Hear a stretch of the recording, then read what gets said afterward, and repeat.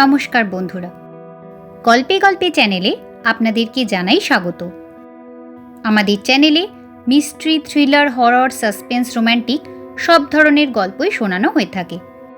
চ্যানেলটা ভালো লাগলে প্লিজ সাবস্ক্রাইব করে নেবেন আর বন্ধুদের সঙ্গে শেয়ার করে দেবেন। শুরু করা যাক আজকের গল্প। আজকের গল্পটি প্রখ্যাত সাহিত্যিক শ্রী অনীশ দেবের লেখা থ্রিলার গল্প আমার বাঁ হাতের 5 আঙুল। মৌমিতাকে আমার বাঁ হাতের 5 আঙুলের আসল ব্যাপারটা খুলে বলিনি, কারণ খুলে বলাটা খুব সহজ নয়। কিন্তু ও যে বারবারই আমার বাঁ হাতের দিকে তাকায় সেটা আমি লক্ষ্য করেছি। এখনো দেখছি ও কোল্ড ড্রিঙ্কের গ্লাসে চুমুক দিতে দিতে আমার বাঁ হাতের দিকে চেয়ে আছে। আমি বাঁ হাতে সবসময় সাদা দস্তানা পরে থাকি, কাপড়ের দস্তানা। থার্ড বার্থওয়ালা রেস্তোরাঁয় বেয়ারারা যেমন পরে থাকে, এখনো আমাদের টেবিলের আশেপাশে 2-3 জন বেয়ারা এরকম সাদা দস্তানা পরে আছে। মৌমিতাকে আজ ডিনার খাওয়াতে দ্য অর্কিডে নিয়ে এসেছিলাম। বাইপাসের ধারে এই দ্য অর্কিড রেস্তোরাঁটা মন্দ নয়। এখানে জগজম্প নাচ গান নেই, তার বদলে শান্ত নিস্তব্ধ পরিবেশ। খুব সফট টোনে খুশির মুড তৈরির মিউজিক বাজছে। এসির তীব্রতা প্রায় শীত করার মতো। বেশিরভাগ টেবিলই ভর্তি থাকলেও কারো কথা অবশ্য শোনা যাচ্ছে না। সবাই নিশ্চয়ই নিচু গলায় কথা বলছে, আমাদেরই মতো। একটা কথা জিজ্ঞেস করব? মৌমিতা হঠাৎ মাথার চুল ঝাঁকিয়ে বলল। করো। আমি জানতাম ও কি জিজ্ঞেস করবে। তুমি বাঁ হাতে সবসময় গ্লাভস পরে থাকো কেন? গ্লাভস নয়, গ্লাভ বলো। হেসে বললাম আমি। আমি তো শুধু বাঁ হাতে পড়েছি, 2 হাতে তো আর পড়িনি।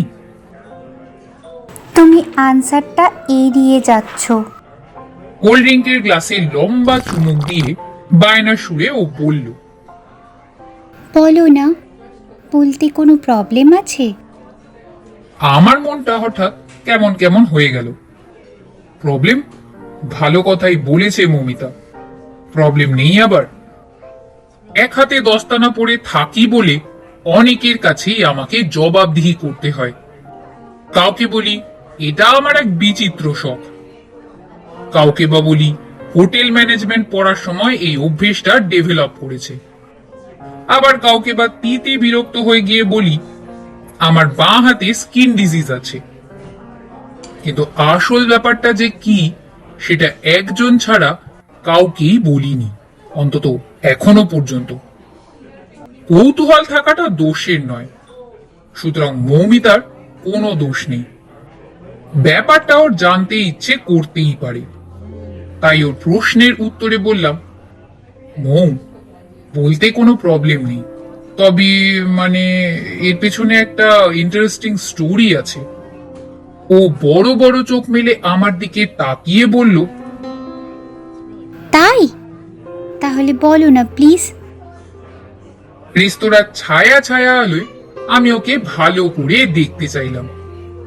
মৌমিতা, লম্বা স্লিম চেহারা, মাথার এক রাশ চুলে সোনালী রঙের ঝিলিক, লম্বাটে ফর্সা মুখ, টানা টানা চোখ। এই চোখে চোখ পড়লে নজর ফেরানো যায় না। চোখা নাক, সামান্য ফোলা 2 ঠোঁট যেন সবসময় দুষ্টু হাতছানি দিচ্ছে। মৌমিতাকে আমি ভালোবাসি, খুব স্বাদ ওকে নিয়ে বাকি জীবনটা একসঙ্গে থাকবো।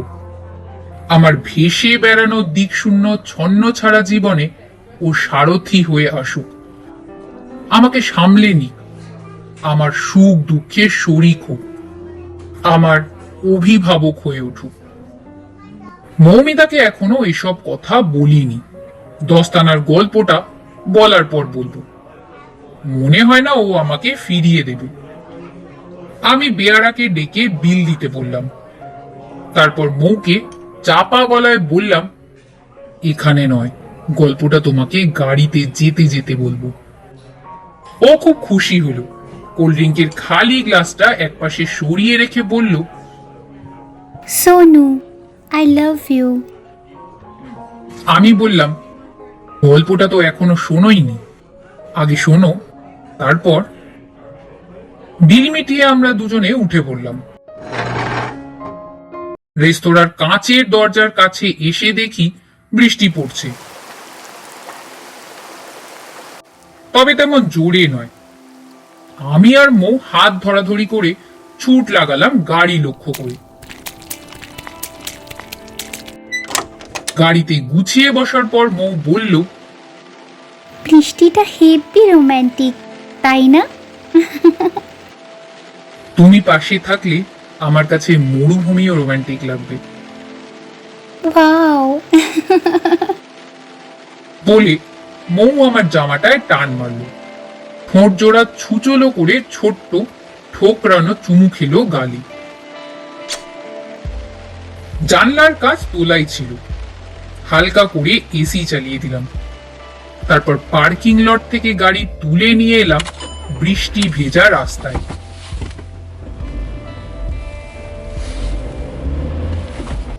আকাশে বিদ্যুৎ ঝলসে গেল এপাশ থেকে ওপাশে, গুড়গুড় করে মেঘ ডাকলো।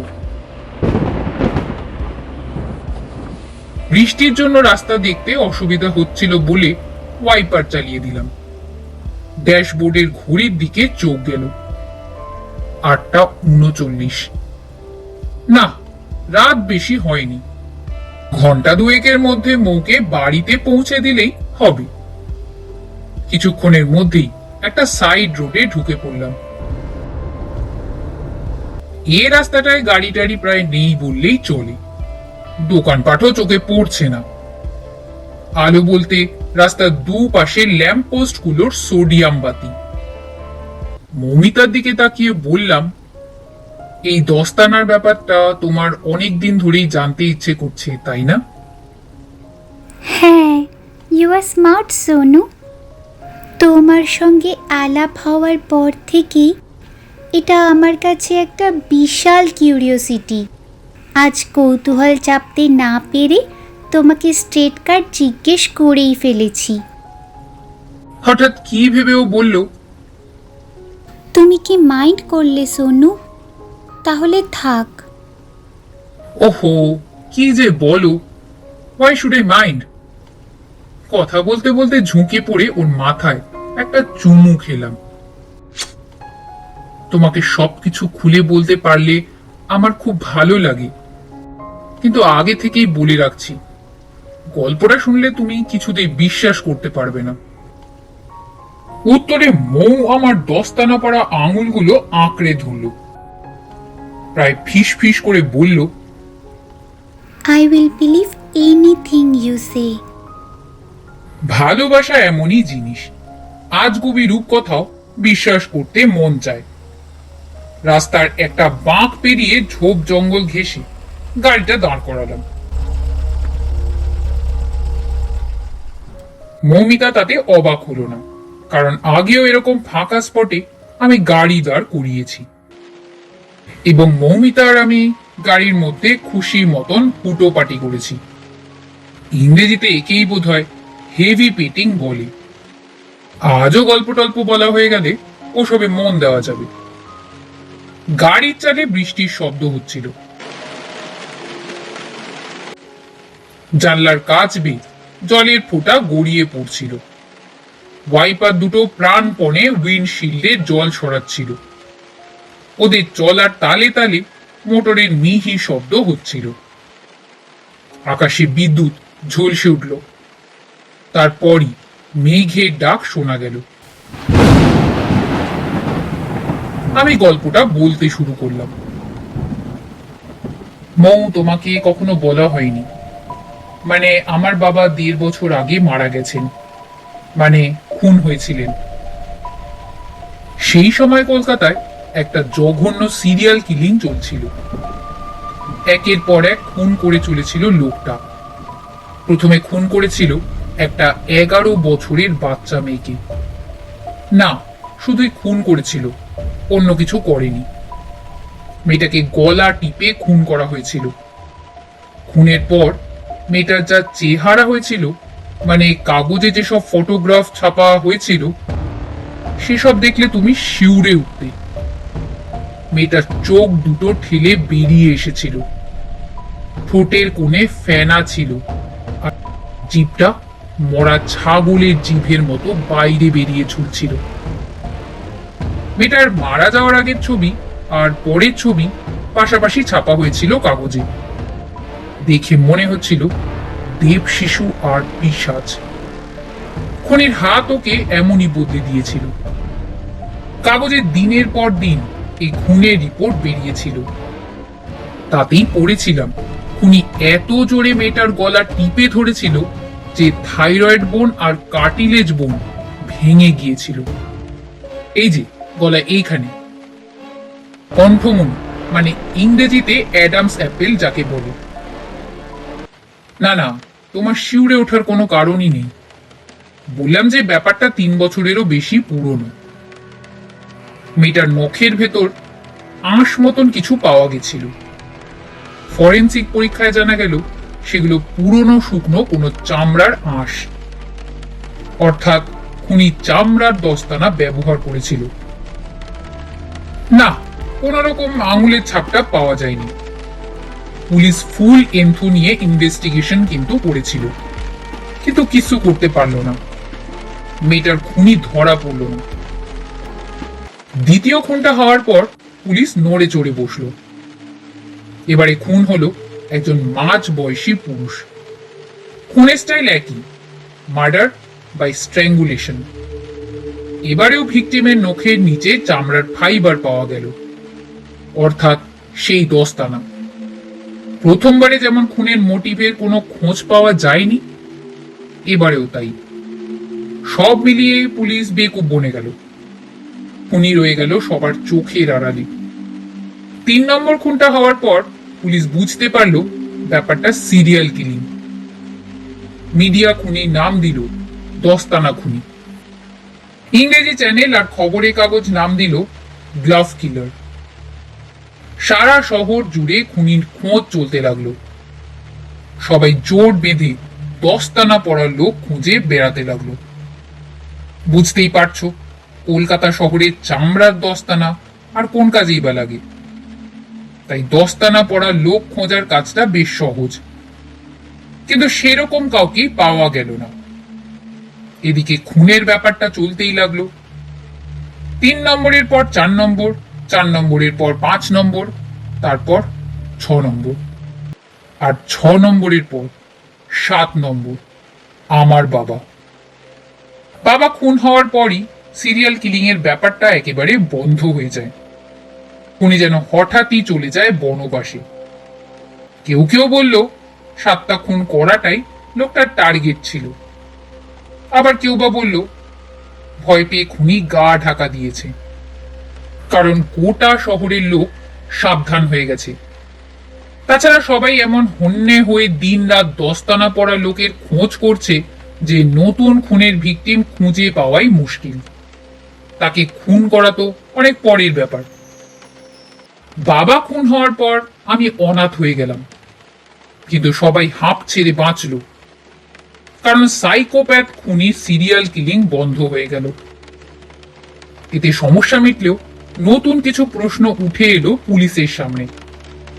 আমার বাবা খুন হয়েছিলেন ভিক্টোরিয়া মেমোরিয়ালের কাছে, মানে এলাকার বাউন্ডারি ওয়ালের কাছাকাছি ঝোপের মধ্যে বাবার ডেড বডিটা পড়েছিল। শুনলে তোমার অবাক লাগবে মো, বাবাকে কিন্তু গলা টিপে খুন করা হয়নি। ধারালো অস্ত্র দিয়ে পাগলের মতো কোপানো হয়েছিল বাবাকে। ছত্রখান হওয়ার ডেড বডিটা পড়েছিল ঘাসের উপরে। মুখটা ধারালো ফলার কোপে শতচ্ছিন্ন। হাতের আঙুলগুলো শরীর থেকে আলাদা হয়ে এখানে সেখানে পড়েছিল। বা হাতটা কাঁধের কাছ থেকে প্রায় খুলে এসেছিল। সে এক বিভৎস ব্যাপার। বাবার পকেটে পাওয়া ক্রেডিট কার্ড থেকে পুলিশ পরিচয় আর ঠিকানার খোঁজ পায়। আমি বাবাকে শনাক্ত করতে পেরেছিলাম হাতের একটা আংটি দেখে। আর ডান হাঁটুর নিচে একটা কাটা দাগ দেখি। আইডেন্টিফাই করার পরই আমি সেন্সলেস হয়ে গিয়েছিলাম। এবারে তোমাকে প্রশ্নগুলোর কথা বলি। প্রথমত, বাবাকে গলা টিপে খুন করা হয়নি, ফলে খুনের কায়দাটা সিরিয়াল কিলারের স্টাইলের সঙ্গে মিলছে না। কেন খুনি হঠাৎ স্টাইল বদলাতে গেল? দ্বিতীয়ত, মার্ডার স্পটে একটা কালো চামড়ার দস্তানা পাওয়া যায়, রক্ত মাখা দস্তানা, ছুরির কোপে টুকরো টুকরো হয়ে গেছে। দস্তানা রক্তের সঙ্গে বাবার রক্ত মিলে গিয়েছিল। এই দস্তানাটি কি খুনির দস্তানা হতে পারে? তৃতীয়ত, খুনের ধরনটা এমনই যে পুলিশের মনে হয়েছে খুনটা প্রতিহিংসা বা আক্রোশ থেকে করা হয়েছে। প্রচন্ড আক্রোশ না থাকলে কেউ এভাবে খুন করতে পারে না। তাহলে সিরিয়াল কিলার হঠাৎ এই আক্রোশ দেখালো কেন? পুলিশ একটা সিদ্ধান্তে পৌঁছতে চাইল, কিন্তু তাতে একটি মাত্র বাধা ছিল। নিশ্চয়ই তুমি বুঝতে পেরেছো কি সেই সিদ্ধান্ত আর কি সেই বাধা। যাকে আমি বলছি, পুলিশের এই সিদ্ধান্ত হলো আমার বাবাই সেই সিরিয়াল কিলার। খুন হওয়া কোনো ভিকটিমের রিলেটিভ বা বন্ধু বান্ধব প্রতিহিংসায় আক্রোশে বাবাকে ওরকম বিভৎসভাবে খুন করেছে। আর এই সিদ্ধান্তের পথে বাধা হলো খুঁজে না পাওয়া বাঁ হাতের দস্তানা। দস্তানাটি পুলিশ কেন খুঁজে পায়নি জানো? ওটা আমি নিয়ে এসেছিলাম। প্রথম দিন অন্ধকারে পুলিশ ভালো করে জায়গাটা সার্চ করতে পারেনি। হয়তো বাবার সঙ্গে খুনি বা খুনিদের ধস্তাধস্তির সময় দস্তানাটা দূরে কোনো ঝোপের মধ্যে ছিটকে পড়ে গিয়েছিল, তাই ওরা সেটা দেখতে পায়নি। খুনের পরদিন দুপুরে গোয়েন্দারা লোকজন নিয়ে এসে জায়গাটা তন্ন তন্ন করে সার্চ করে, কিন্তু ওটার খোঁজ পায়নি। কারণ সেদিন ভোরবেলা পাহারাদার কনস্টেবলদের চোখে ধুলো দিয়ে দস্তানাটা আমি খুঁজে বের করি। ঘন ঘাসের জঙ্গলের মধ্যে ওটা লুকিয়ে ছিল। ওটার গায়ে কোনো ছুরির কোপ ছিল না, শুধু দু এক জায়গায় শুকনো রক্ত লেগেছিল। দস্তানাটা বাড়ি নিয়ে এসে আমি লুকিয়ে রাখলাম। বাবার শোক ভুলতে আমার কয়েক মাস লেগে গিয়েছিল। আমি বেশ বুঝতে পারছিলাম পুলিশের সন্দেহ ঠিক, আমার বাবাই সেই সিরিয়াল কিলার। না না মৌ, তোমার আপসেট হওয়ার কিছু নেই। After all, truth is truth. Serial killer লোকটা যে আমার বাবা, এর মধ্যে অবাক হওয়ার কিছুই নেই। বহু সিরিয়াল কিলারই ফ্যামিলি ম্যান ছিল, মানে ওরা কারো না কারো বাবা ছিল। এবারে আমার ব্যাকগ্রাউন্ড আরো একটু বলি। আমার মা ছোটবেলায় মারা গিয়েছিলেন, তাই মাকে আমার ভালো করে মনে নেই। কিন্তু মায়ের সম্পর্কে বাবা খুব বাজে বাজে কথা বলতেন। প্রথম প্রথম আমার খারাপ লাগতো, কিন্তু পরে একই ধরনের কথা রোজ রোজ শুনতে শুনতে ব্যাপারটা গা সওয়া হয়ে এসেছিল। কে জানে, হয়তো বাবার অভিযোগগুলো বিশ্বাস করতেও শুরু করেছিলাম। বাড়িতে মায়ের কোনো ফটো ছিল না, বাবা রাখেননি, তাই আমি আজও জানি না আমার মাকে কেমন দেখতে ছিল। এই শূন্যতা নিয়েই আমি বড় হয়েছি মৌ। আমার বাবা এমনিতে শান্ত মানুষ হলেও হঠাৎ হঠাৎ হিংস্র হয়ে উঠতেন। ঘরের জিনিসপত্র পাগলের মতো ভাঙচুর করতেন। আমার মরা মাকে চেঁচিয়ে চেঁচিয়ে নোংরা গালিগালাজ করতেন। বাবার একটা ব্রিফ কেস ছিল। ব্রিফ কেসটা খুলে আমি কয়েকটা অদ্ভুত জিনিস পেয়েছিলাম। মেয়েদের মাথার ক্লিপ, ছেলেদের দুটো রিস্ট ওয়াচ, 3টে আংটি, একটা চামড়ার বেল্ট আর দুটো নাইলনের প্যান্টি। জিনিসগুলো দেখে আমার মনে হলো ওগুলো ভিকটিমদের গা থেকে বাবা খুলে নিয়েছেন, মানে জিনিসগুলো মার্ডার সুভেনির। সিরিয়াল কিলিং এর ব্যাপারটা অনেক নিউজ পেপারই বেশ বড় করে দিনের পর দিন বেরিয়েছিল। বাবার ওই ব্রিফ কেসে তার কাটিং গুলো আমি পেয়েছিলাম। সেগুলো বারবার করে খুঁটিয়ে পড়ে ভিকটিমদের হারানো কয়েকটা জিনিসের কথা জানতে পারলাম। আশ্চর্য হয়ে দেখলাম হারানো জিনিসগুলো বাবার ব্রিফ কেসেই রয়েছে। সুতরাং সন্দেহের আর কোনো জায়গা রইল না। এবারে তোমাকে দস্তানাটার কথা বলি। মাস আষ্টেক আগের কথা। তুমি তো জানো আমি মাঝে মাঝে একটু আধটু ড্রিঙ্ক করি। একদিন রাতে বাড়িতে একা একা বসে হুইস্কি খাচ্ছিলাম আর বাবার কথা ভাবছিলাম। ঘরে নাইট ল্যাম্পের আবছা নীল আলো, সিডি প্লেয়ারে হালকা মিউজিক বাজছে। নেশা বেশ জমে উঠেছে। সামনের টেবিলে বোতল আর গ্লাসের পাশে পড়েছিল বাবার দস্তানাটা। আমি ওটা হাতে নিয়ে ঘুরিয়ে ফিরিয়ে দেখছিলাম আর ভাবছিলাম এর ভেতরে একটা খুনি হাত বাস করত, আর সেই হাতটা আমারই বাবার হাত। গ্লাভটা হাতে নিয়ে নাড়াচাড়া করতে করতে হঠাৎ কি খেয়াল হলো আমি ওটা বাঁ হাতে পড়ে ফেললাম। সঙ্গে সঙ্গে কি যে হলো তোমাকে ঠিক বুঝিয়ে বলতে পারবো না। আমার বাঁ হাতের আঙুলের ডগাগুলোয় যেন হাই ভোল্টেজের শক খেলাম। বাঁ হাতের প্রতিটি শিরা চিনচিন করতে লাগলো। অসহ্য জ্বালায় আমি ছটফট করতে লাগলাম। ছটফট করতে করতে বেসামাল হয়ে ছিটকে পড়ে গেলাম চেয়ার থেকে।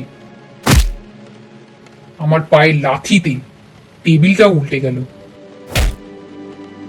আর তার সঙ্গে সঙ্গে গ্লাস আর বোতলও। হাতের অসহ্য জ্বালাটা আমাকে পাগল করে দিচ্ছিল। আমি মরিয়া হয়ে দস্তানাটা টেনে খোলার চেষ্টা করছিলাম, কিন্তু আশ্চর্য, ওটা কিছুতেই খোলা যাচ্ছিল না। ওটা সিমেন্টের ঢালাইয়ের মতো আমার হাতে একেবারে সেঁটে গেছে। মেঝেতে পড়ে আমি হিস্টেরিয়ার রোগীর মতো হাত পা ছুড়ছিলাম আর গ্লাভটা খোলার চেষ্টা করছিলাম, কিন্তু কিছুতেই পারছিলাম না। হাতে জ্বালা পোড়াটা এত বাড়তে লাগলো যে এক সময় আমি অজ্ঞান হয়ে গেলাম। যখন জ্ঞান ফিরল টের পেলাম জ্বালাটা আর নেই। নেশাও পুরোপুরি কেটে গেছে। কোনো রকমে উঠে ঘরের টিউব লাইটটা জ্বালালাম। তারপর তাকালাম আমার বাঁ হাতের দিকে। কবজি থেকে আমার হাতের পাঞ্জা, আঙুল সব কালো চামড়ায় ঢাকা। এমনকি হাতের তালুর রঙও কালো হয়ে গেছে। তবে দস্তানাটা আর দস্তানা বলে চেনা যাচ্ছে না। ওটা যেন আমার হাতেরই চামড়া হয়ে গেছে, কারণ কালো চামড়ার তালুতে হাতের রেখাগুলো আবছা ভাবে দেখা যাচ্ছে। নখগুলোর আকার বোঝা গেলেও সেগুলোর রং আর চরিত্র বদলে গেছে।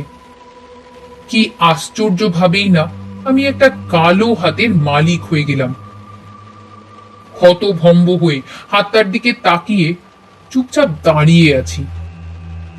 হঠাৎই শুনলাম একটা কর্কশ স্বর। এইবার তুই উপযুক্ত হয়েছিস সোনু। আমার অসম্পূর্ণ কাজ তুই শেষ করবি। যারা ঘোর পাপী, দুশ্চরিত্র, ব্যভিচারী, তাদের সবাইকে তুই শাস্তি দিবি। আমার সব শক্তি আমি তোকে দিলাম, নে। আবার এক প্রস্থ জ্বালা, যন্ত্রণা, ছটফটানি, চিনচিনে ব্যথা। তারপর কিছুটা সময় কেটে যেতেই আমি চেতনা ফিরে পেলাম। টের পেলাম অদ্ভুত এক আনন্দ আর তৃপ্তিতে আমার মনটা টকবক করছে।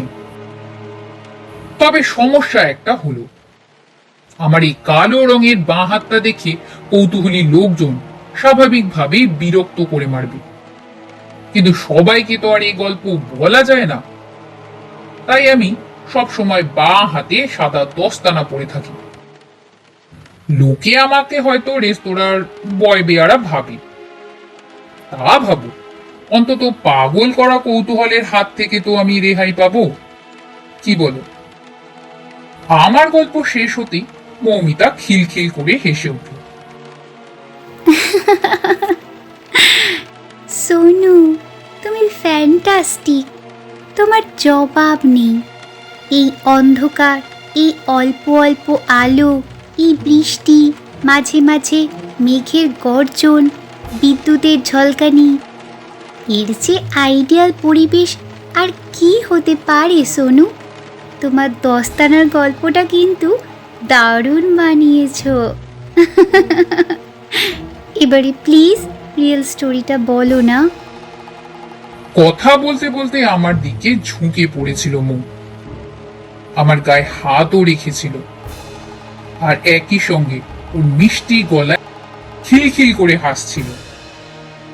আমি বারবার ওকে বোঝাতে চেষ্টা করলাম, বলতে চাইলাম যে আমি যা বলেছি সেটাই আসল ঘটনা, কিন্তু কে শুনে কার কথা। বৃষ্টি কিছুটা কমে এলেও মেঘে ডাকাডাকি চলছিল। আমি উইন্ডশিল্ডের মধ্যে দিয়ে আকাশের দিকে একবার তাকালাম, আর ঠিক তখনই মৌ এক টানে আমার হাত থেকে সাদা দস্তানাটা খুলে নিয়েছে। আমি চমকে ওর দিকে তাকিয়ে দেখি ওর মুখের রং সাদাটে হয়ে গেছে।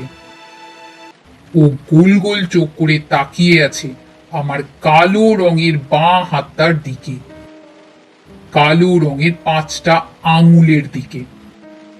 আমি নিচু গলায় বললাম, মৌ, প্রথম মেয়েটাও তোমার মতোই ছিল, নাম ছিল জিনিয়া। সুন্দরী, ছটফটে, চঞ্চল, মুখে সবসময় খই ফুটছে। তার সঙ্গে উগ্র পোশাক, চটকদার মেকআপ। জিনিয়াও আমার গল্পটা বিশ্বাস করতে চায়নি। তখন বাবা ওকে শাস্তি দিতে বলল। মৌমিতা আর কোনো কথা বলতে পারছিল না, শুধু আমার কালো হাতটার দিকে তাকিয়েছিল। এমন সময় আমার কালো হাতের আঙুলগুলো মাকড়সার পায়ের মতো নড়ে উঠল, আর কর্কশ গলায় হাতটা বলে উঠল, সোনু, আর দেরি করা ঠিক হবে না। তোর গাড়িটা অনেকক্ষণ ধরে এখানে দাঁড়িয়ে আছে, নে চটপট কাজটা সেরে নে। পিতাশ্রীর আদেশ অমান্য করি কেমন করে? আমার বাঁ হাতের আঙুলগুলো যখন সাঁড়াশি হয়ে মৌমিতার গলায় চেপে বসলো, তখনও ও অবাক চোখে আমার দিকে তাকিয়ে। ব্যাপারটা কিছুতেই ও বিশ্বাস করতে পারছে না। জিনিয়াও বিশ্বাস করতে পারেনি, মৌমিতাও পারল না, আর পরের মেয়েটাও পারবে না। তাহলে বন্ধুরা, গল্পটা কেমন লাগলো নিচের কমেন্ট বক্সে জানাতে ভুলবেন না। সবাই ভালো থাকবেন। নমস্কার।